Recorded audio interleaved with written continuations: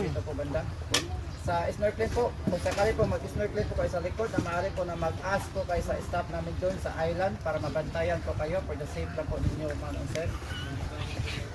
At sa island din po, meron po kaming pinagbabawal dalhin at gamitin, katulad ng sabon, shampoo, conditioner. Bawal po siya sa island dahil po malalason po yung mga isda doon sa island, kaya bawal po siya. Dahil protected area po kasi itong island po. Only paalis alat lang po tayo doon sa island, banlaw lang po.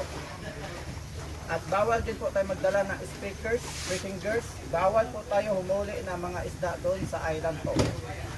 At portable generators at making bonfire. Bawal tayo magawa ng apoy doon kahit saan banda dito sa island po dahil po ang lahat nandun is light materials po siya. May grill area nga po dito sa likod kaya pwede doon na po kayo mag-ihaw. Kaya luto.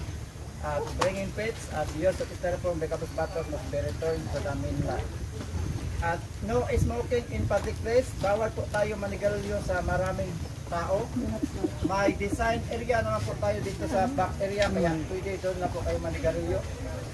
Tapos po, ang tagabangka po, may ibibigay po sila na 2 garbage bag at segregate lang po natin yung basura.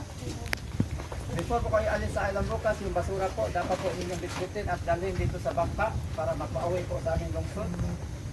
At pikatan niyo po bukas is 10 a.m. po. Ko, go. Go.